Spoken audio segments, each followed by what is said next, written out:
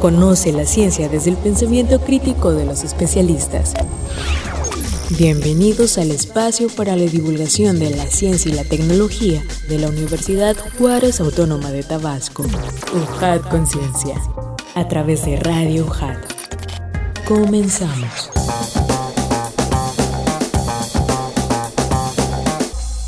¿Qué tal? Sean bienvenidos al programa de la divulgación científica y tecnológica. Esto es UJAT Conciencia, donde conoceremos más sobre el acontecer científico de nuestra Universidad Juárez Autónoma de Tabasco. Me da muchísimo gusto que nos acompañen. Soy Adrián de Dios y de parte de la Dirección de Difusión y Divulgación Científica y Tecnológica de la Secretaría de Investigación, Posgrado y Vinculación, les damos la bienvenida a este espacio donde conocemos de viva voz de nuestros investigadores todo en el acontecer universitario y la ciencia, por supuesto. Estamos transmitiendo desde Radio UJAT 107.3 FM Voz Universitaria y en internet en radio.ujat.mx. Contamos con redes sociales a través de Facebook y Twitter, donde nos encuentran como Ciencia y Tecnología UJAT. Como saben, siempre tenemos invitados de lujo en este programa y es que vamos a platicar con la maestra Elizabeth Magaña Villegas, profesora investigadora de la División Académica de Ciencias Biológicas, a quien le damos la más cordial de las bienvenidas. Maestra, bienvenida, ¿cómo le va? Muy bien, gracias, buenas tardes. Muchas gracias por invitarme a su programa.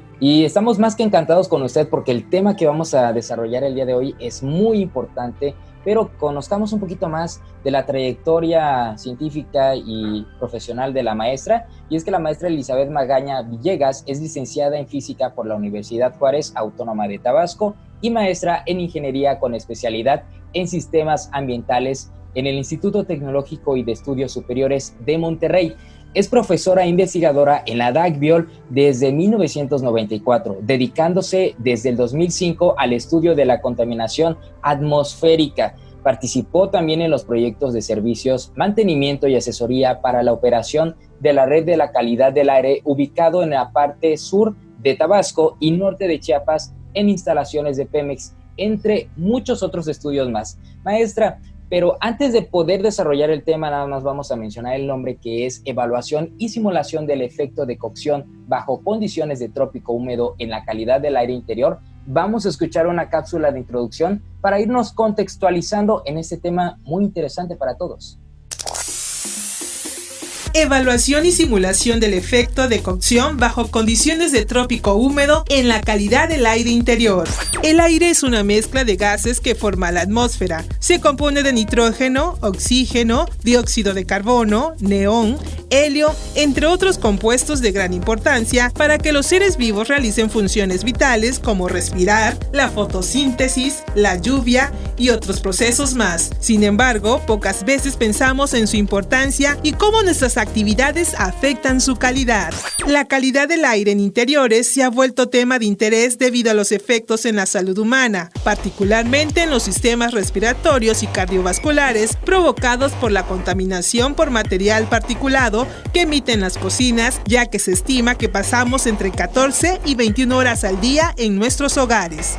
Las investigaciones más recientes en México se han dirigido a zonas rurales con métodos de cocción a base de madera. Por otro lado, la CAI en cocinas residenciales se ha abordado desde diferentes perspectivas, mayormente como experimentos controlados. El presente estudio se realizó en un hogar en la zona urbana de Villahermosa y analiza la cocción de alimentos estableciendo una relación entre la variabilidad y el comportamiento por la contaminación por material particulado, con los factores tipo de cocción, duración de la cocción y la hermeticidad, así como sus periodos de retorno. La investigación se desarrolla con experimentos no controlados para las variables de tipo y duración de la cocción y la hermeticidad controlada. Por lo tanto, es indispensable concientizar a la población de las consecuencias que puede traer un espacio con mala calidad de aire, por lo que adicionalmente se desarrolló una herramienta digital para simular la calidad del aire interior que ayude a la población a comprender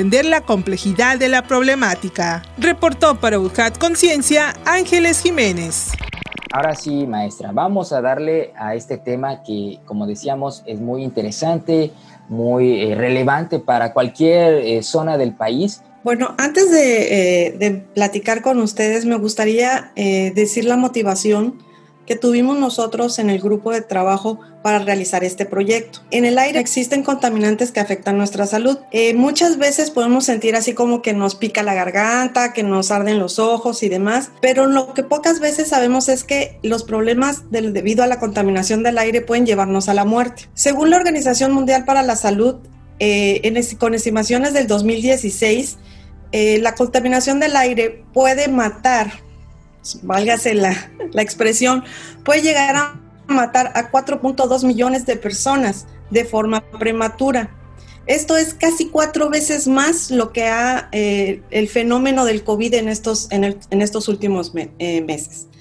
En el caso de México, el Instituto de Métricas y Evaluación de la Salud, con datos del 2017, nos dijo que la contaminación del aire provocó cerca de 48,000 muertes, también de forma prematura.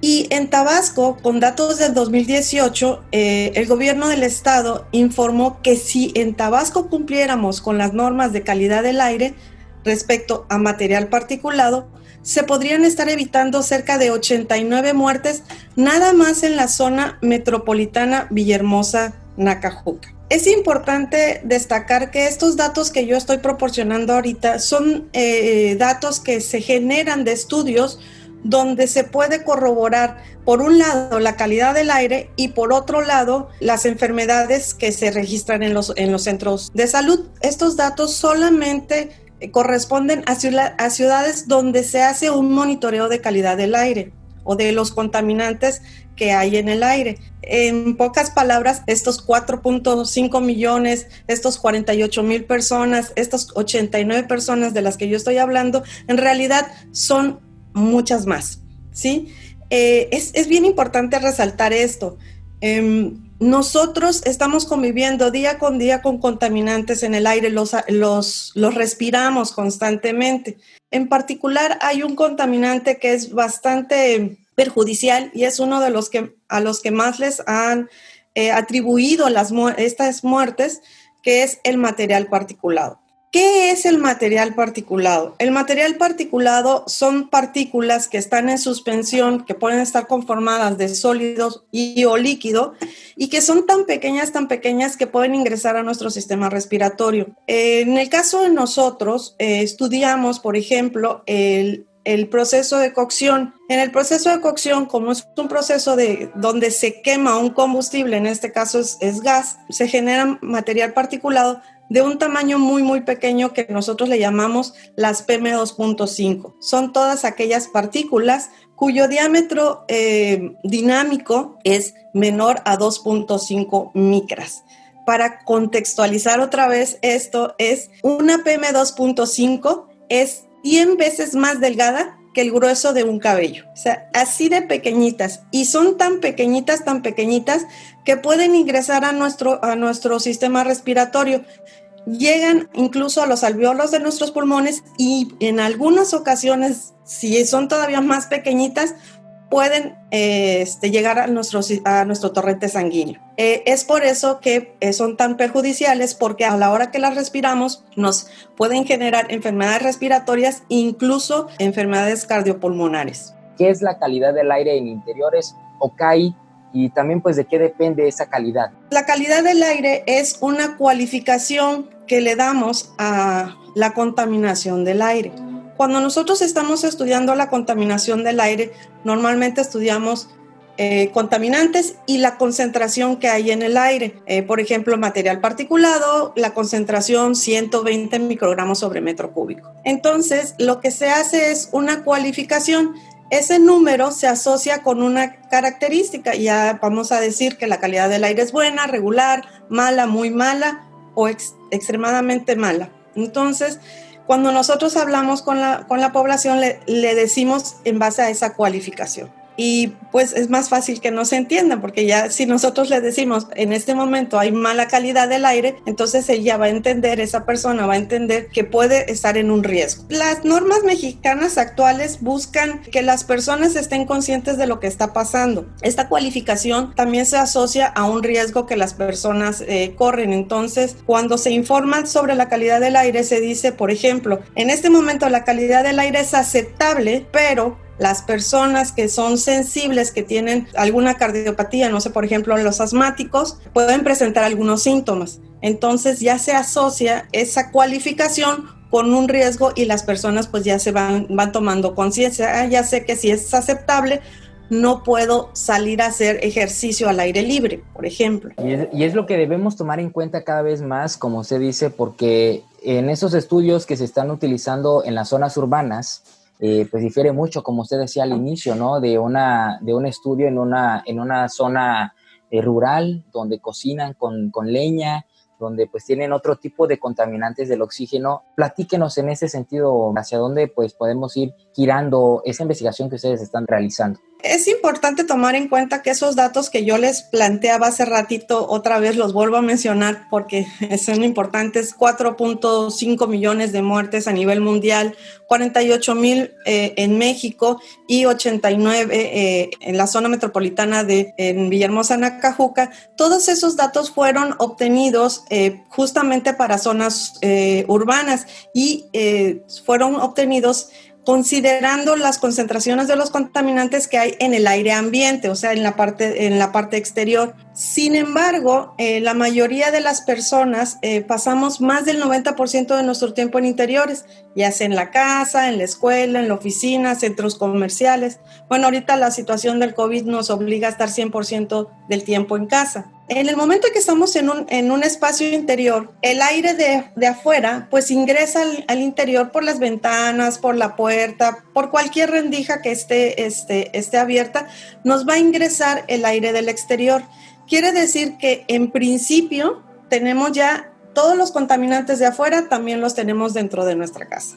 Sin embargo, en nuestra casa nosotros hacemos algunas actividades. Caminamos, barremos, prendemos veladoras, cocinamos, rociamos algún aerosol, etc.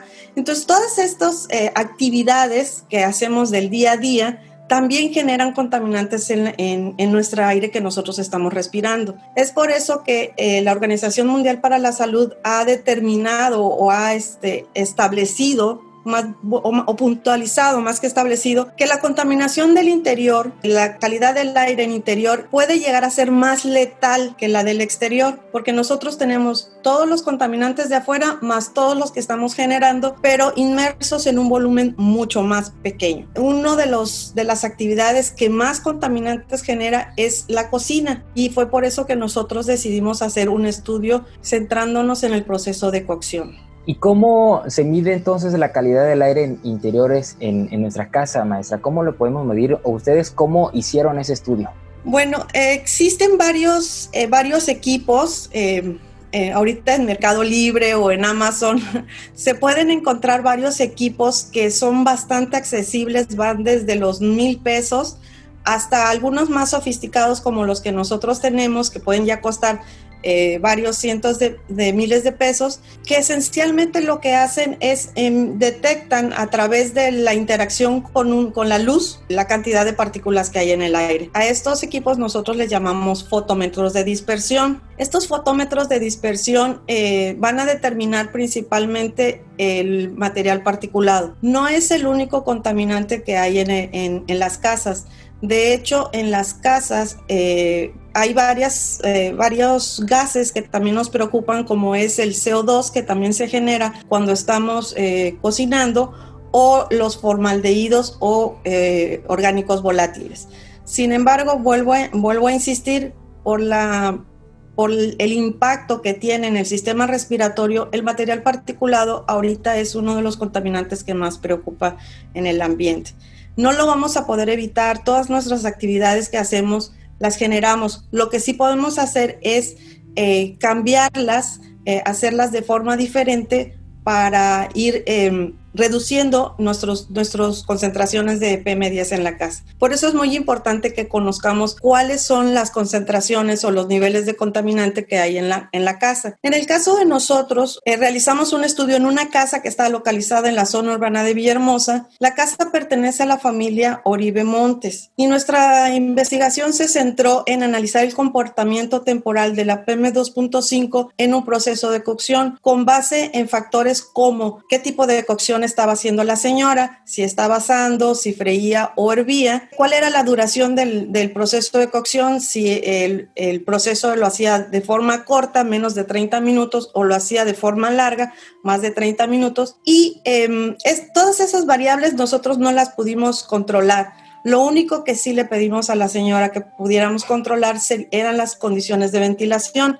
Hubo algunos experimentos donde cerrábamos las ventanas para identificar qué tanto se acumulaba cuando el contaminante no tenía mucho escape y en otros experimentos abríamos las ventanas. Es importante destacar que nosotros no quisimos hacer el estudio en la casa de los miembros del equipo porque al saber nosotros todas estas variables y cómo influyen en el proceso de cocción, nosotros podíamos sesgar el experimento.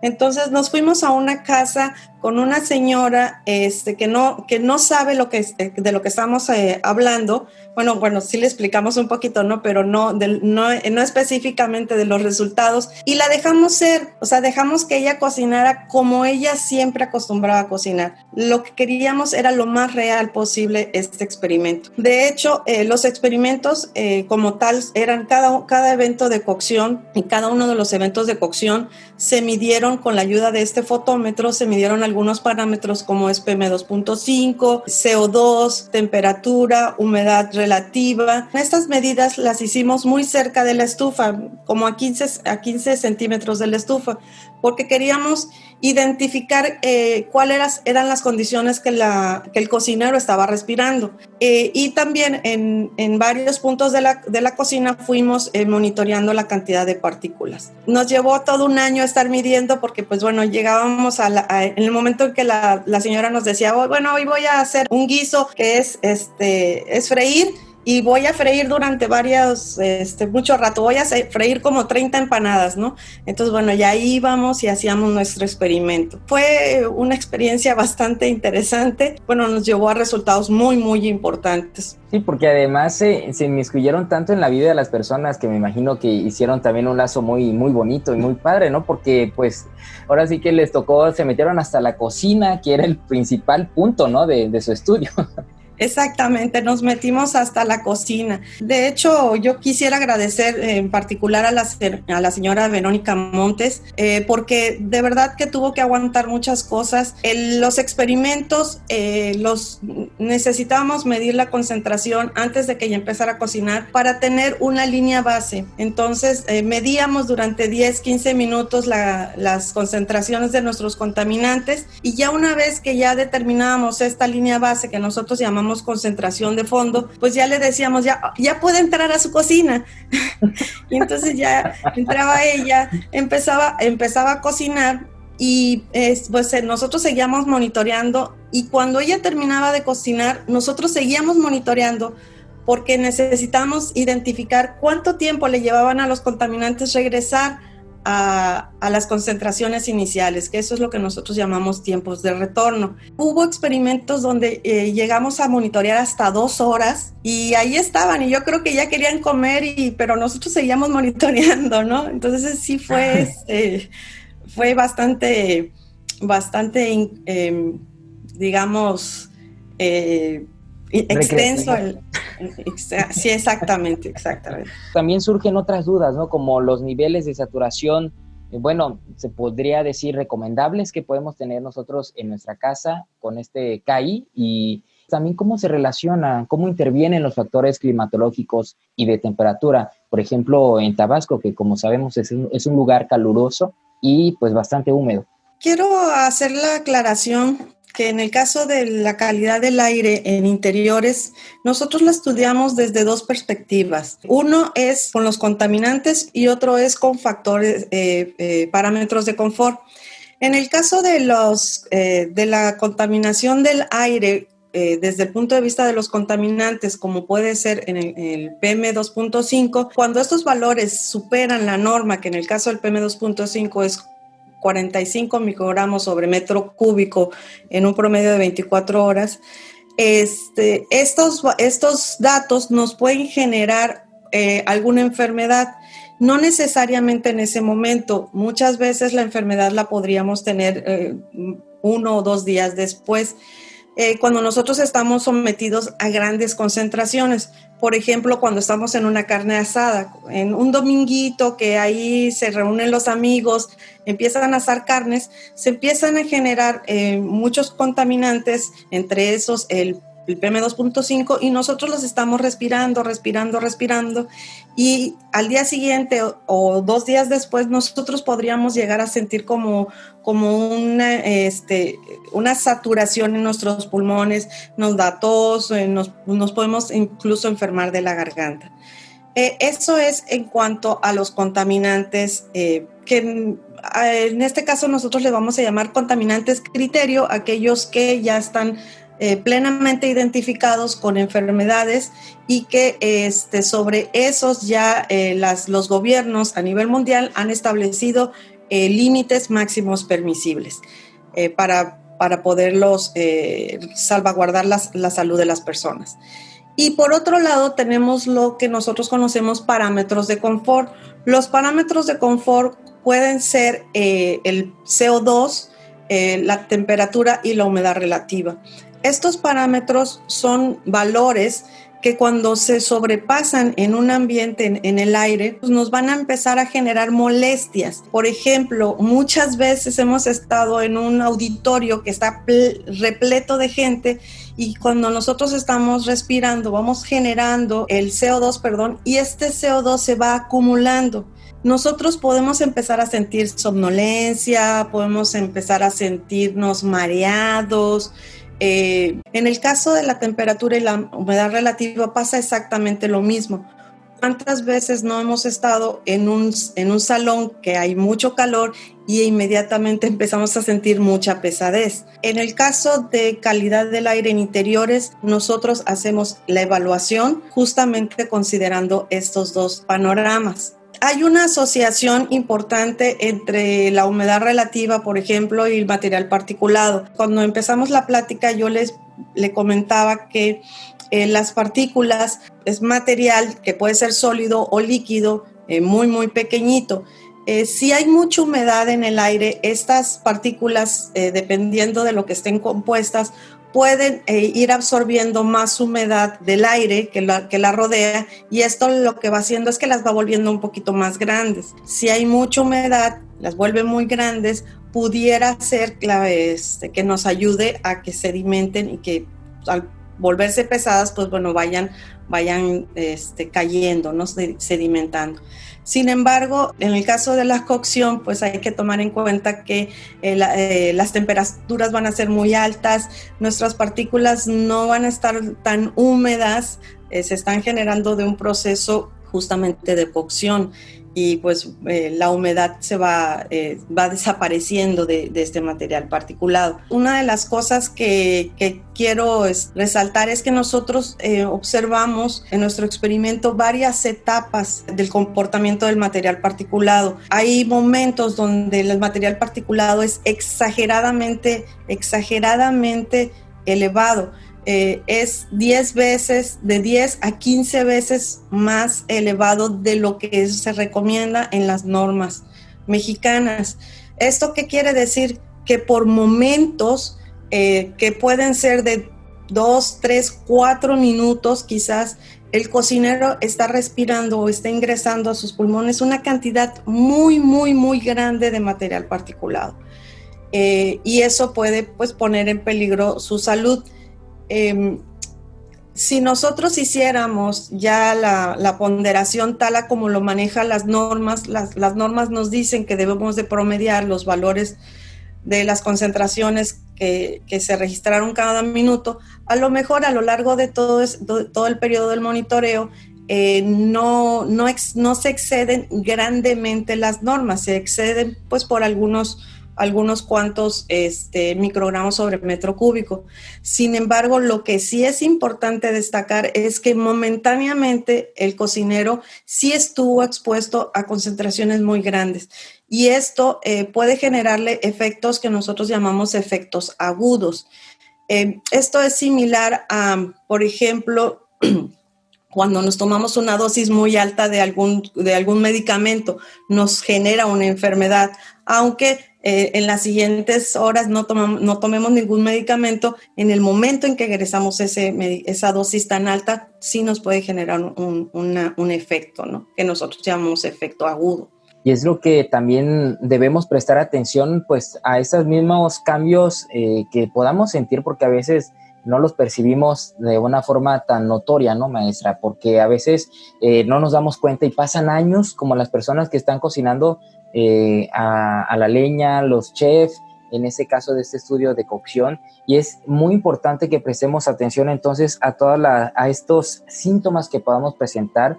Yo le preguntaba también sobre los niveles de saturación, porque yo creo que aquí el público también tendrá pues esa misma duda, ¿no? De cómo saber nosotros, bueno, ya nos dijo que con unos aparatos, pero también irnos dando más cuenta de toda esta contaminación que está presente en nuestros días, en todo momento. En todo momento está presente la contaminación.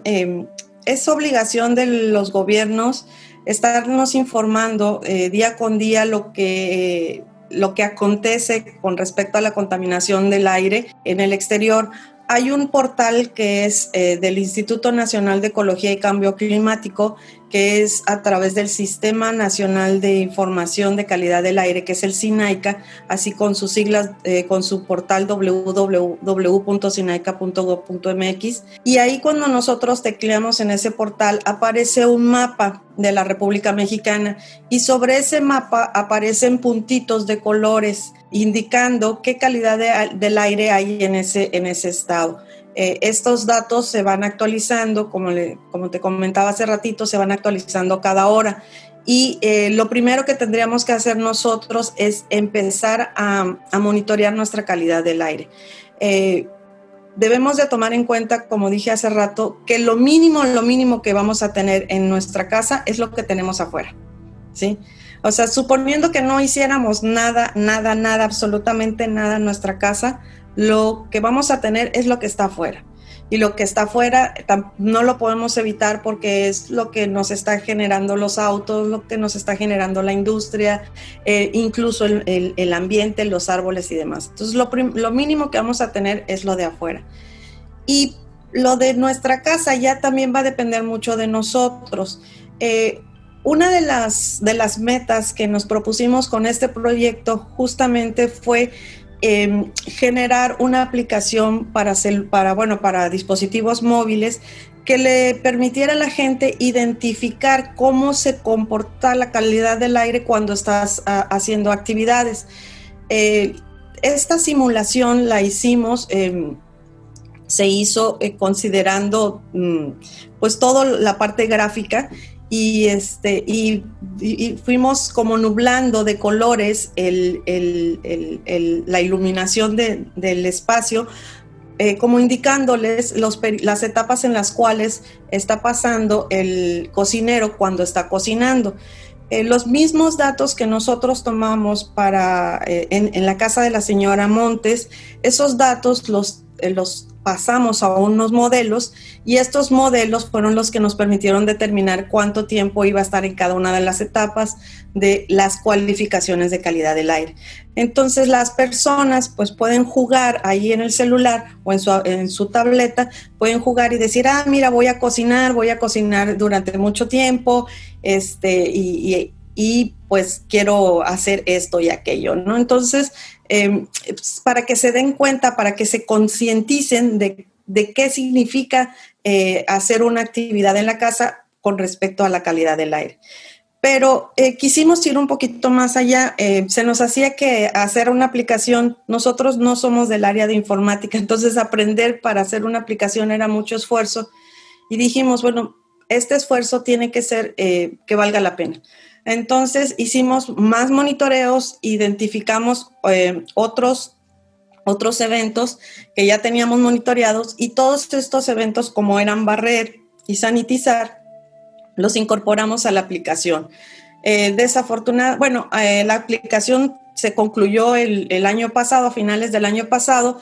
Tenemos unos pequeños problemitas que tienen que ver con resolución, cosas que ya salen de nuestras manos, Y desafortunadamente en abril íbamos a continuar con ese trabajo incorporándole otros modelos que lo hicieran todavía más versátil, más ergonómico y más funcional en la aplicación, pero bueno, la pandemia nos limitó ya ese trabajo, ¿no? Y esperamos que en cuanto todo esto pase podamos seguir trabajando en esa aplicación y en otros programas de concientización, porque lo más importante es que sepamos que todas nuestras actividades generan contaminantes y cómo puedo hacerlas diferentes. Por ejemplo, en el proceso de cocción, una de las cosas que nosotros identificábamos es que los hábitos de la cocinera, de la señora Montes, afectaban muchísimo la calidad del aire. Ella, por ejemplo, cuando estaba asando, movía así con la pala, como que raspaba el sartén, y eso lo único que hacía es que alteraba el material particulado porque lo desprendía del sartén en lo que está caliente. Entonces, al tener las partículas, al desprender las partículas del sartén con el calor que tiene el sartén, lo único que hacía es que las aventaba al aire, las hacía que flotaran más rápido. Híjole, y eso, ¿mande? Imagínese, porque yo creo que muchos hacemos así y bueno, yo lo hago. Estoy cocinando mis huevos fritos, así lo hacemos, pero entonces nos está explicando que a veces cometemos errores que no debemos hacer al momento de estar cocinando, como el caso que les pasó con la señora donde estaban haciendo el estudio, ¿no? Sí, así es. Hay muchos hábitos que tenemos cuando hacemos las actividades y que muchos de esos hábitos los pudiéramos cambiar. Lo mismo pasaba cuando ella estaba friendo, la costumbre de estarle removiendo el aceite, y eso lo que hace es incluso que eleve gotas de aceite al aire, y esos pues al final ella los respira, ¿no? Por ejemplo, una actividad que hacemos en casa es barrer, y pues ni modo que no barramos, ¿sí? O sea, se tiene que barrer. Entonces, lo que se puede hacer es utilizar un paño de estos de microfibra, que en lugar de que estemos haciendo el proceso de resuspensión con la escoba, lo que vamos haciendo es atrapar las partículas y ya las dejamos en ese paño. Ya después ese paño con una aspiradora o con un poco de agua se puede limpiar, y ya no elevamos tanto los niveles de material particulado. Todas nuestras actividades van a generar que haya una alteración y en muchísimos casos un incremento significativo en los niveles de material particulado en el aire, que estos al final del día nosotros los respiramos y va perjudicando o va mermando nuestra calidad de vida. Es importante tomarlos en cuenta. Con pequeños hábitos en el cambio de nuestras actividades podemos tener grandes beneficios. Y pues por otro lado, también podemos tener algunos aliados en las casas, como son las plantas. Hay muchas plantas que funcionan como purificadores de contaminantes en el aire. ¿Cómo qué tipo de plantas, maestra? Yo creo que hay muchas personas que pueden tener sus plantas, los cactus o las más suculentas, ¿no? Bueno, para interiores se recomienda mucho los helechos. Hay uno que se llama palo de Brasil, que incluso absorbe formaldehídos. Hay uno que no sé cómo se llame, pero se conoce como lengua de suegra. Es una... Ya vamos a buscar ahí, ya vamos a postearlo. Sí, hay varias plantas. De hecho, en las redes sociales, por lo general, han estado enviando 10 plantas que la NASA determinó como plantas adecuadas para el interior de las casas, y justamente esas son las plantas que yo les recomendaría. Ese estudio que se hizo en la NASA ya a finales del siglo pasado ha sido un estudio bastante importante, con el cual pues podríamos protegernos un poquito nuestra salud, ¿no? Vuelvo a repetir, no podemos evitar hacer cosas, pero sí lo que sí podemos hacer es protegernos. Si ya estamos conscientes de que existe un problema, que esa es nuestra finalidad, esa es una de las razones por las que nosotros estamos haciendo este estudio, es hacer conciencia en la gente, pues hay que procurar protegernos. Y sobre todo también las acciones, como usted menciona, con los purificadores naturales y también otras acciones que pudiéramos hacer. Bueno, yo creo que muchísimas personas han implementado el abrir las ventanas lo más que puedan para oxigenar la casa. Ese es un término muy común, ¿no? Oxigenar tu casa al abrir las ventanas. Esto funciona muy bien para limpiar el interior, ¿no? Sí, pero hay que tener cuidado, porque tenemos que tomar en cuenta de dónde vienen los vientos. A lo mejor lo abres y lo único que estás haciendo es ingresar el contaminante del exterior y no estás limpiando sí, tu aire, porque nada más estás ingresando más contaminantes. Por ejemplo, yo les platicaba a mis estudiantes de licenciatura, les digo, existe una norma que habla sobre no fumar en interiores y obliga a las personas que quieren fumar, las obliga a salirse, ¿no? Están en un centro comercial y les obliga a salirse. Por ejemplo, pensemos en Altabrisa. Entonces, mucha gente que tiene el deseo de fumar se sale, pero se sale y se queda en la puerta. Entonces, como está en la puerta fumando y de repente ingresa una persona, a la hora de que se abre la puerta, se hace un túnel de presión y ese túnel de presión lo que provoca es que el aire del exterior entre como bocanada hacia el interior. ¿Qué fue lo que llevó? Pues todo el humo del cigarro.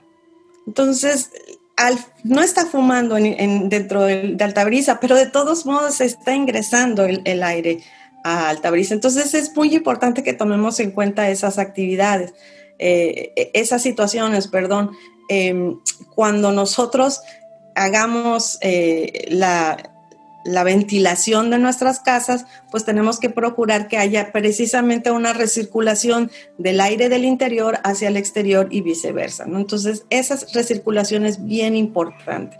Si tenemos dos ventanas encontradas, no sé, en el patio una y al frente otra, pues hay que procurar abrirlas al mismo tiempo para que lo que esté entrando por la sala salga por el patio o viceversa, ¿no? Hay que tener en cuenta todo lo que usted nos está diciendo, porque hasta la misma piel nos puede afectar sin darnos cuenta, a veces hasta, podemos decirlo, hasta más que los rayos ultravioleta. Pero, maestra, algo también que es muy importante de la vinculación que pueden ustedes realizar con este estudio. Bueno, este estudio lo realizamos tres profesores más bien de la DACPIOL, el maestro Sergio Ramos Herrera y el maestro Jesús Manuel Carrera Belueta. Fueron compañeros míos en esta aventura completamente. Y bueno, y por supuesto tuvimos la colaboración invaluable de estudiantes quienes realizaron sus estudios de tesis en este proyecto. El ingeniero ambiental Jimmy Navarro Cahuil obtuvo justamente su título de ingeniero ambiental con el desarrollo de la aplicación móvil.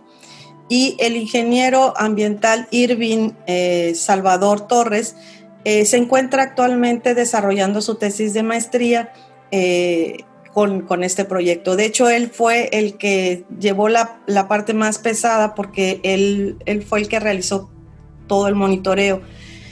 Y bueno, este proyecto lo hemos tratado de publicitar lo más que podamos, porque la idea es que la gente conozca los resultados. La universidad nos ha apoyado. El año pasado nos fuimos a Colombia a un congreso a presentar la aplicación móvil y a platicar con investigadores del área de calidad del aire, porque es un congreso específico de calidad del aire. De igual forma, la universidad ha apoyado al ingeniero Navarro Cahuil en algunos otros eventos. Entonces, nosotros hemos tratado de que este estudio, que la gente lo conozca, sepa cuáles son las acciones que puede hacer para disminuir un poquito los efectos derivados de la contaminación del aire en interiores por sus actividades diarias. En este momento nos encontramos ampliando un poco el estudio. Ya no es parte del proyecto, pero bueno, seguimos ampliando nuestros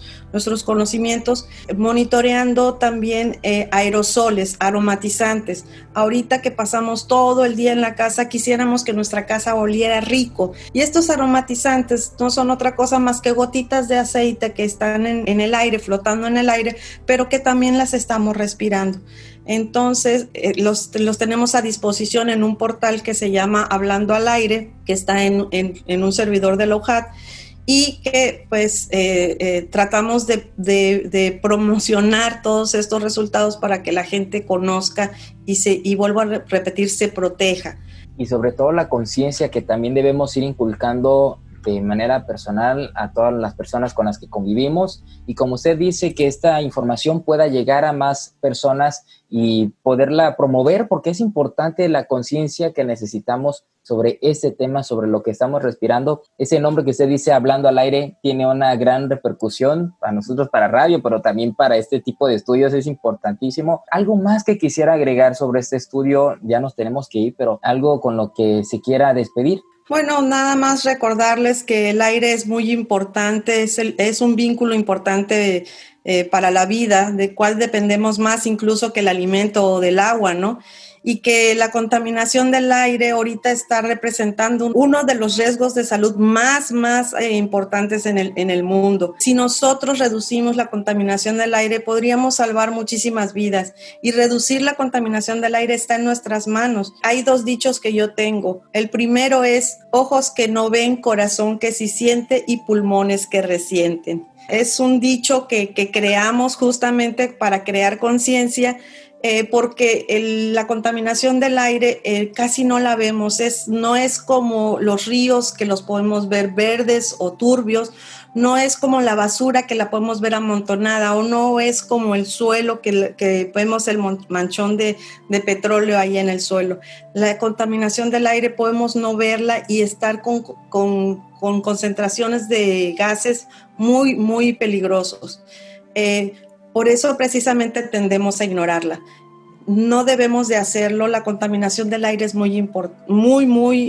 está presente casi todos los días de nuestra vida, y podemos hacer cambios significativos en nuestros hábitos, como usar el coche, por ejemplo, cuando verdaderamente sea necesario, no dañar la vegetación, lo que nos han estado diciendo sobre el calentamiento global.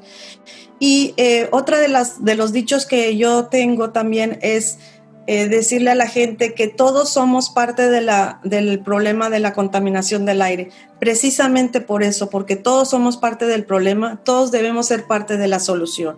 No podemos esperar de brazos cruzados que el gobierno nos resuelva el problema, cuando está también en nuestras manos cambiar nuestros hábitos. No quememos basura. Las carnes asadas, verdaderamente en momentos muy, muy especiales, no es necesario hacerla todos los fines de semana, por ejemplo, ¿no? Híjole, y tan importantes que son para festejos. Maestra, muchísimas gracias por todo su conocimiento, por guiarnos en este aprendizaje de saber dónde detectar los contaminantes del aire, y también algunas recomendaciones. Muchísimas gracias, de verdad. Y de parte pues de toda la Dirección de Difusión y Divulgación Científica, y también de la Secretaría de Investigación, Posgrado y Vinculación, les agradecemos a todos por habernos acompañado, no sin antes recordarles las redes sociales para que nos escriban sus comentarios, y nos escuchamos en una próxima emisión de UJAT Conciencia. Recuerden, UJAT estudia en la duda, acción en la fe. Esto fue una producción de la Secretaría de Investigación, Posgrado y Vinculación con el Centro de Comunicación y Radio UJAT. Los esperamos en la siguiente emisión en UJAT Conciencia.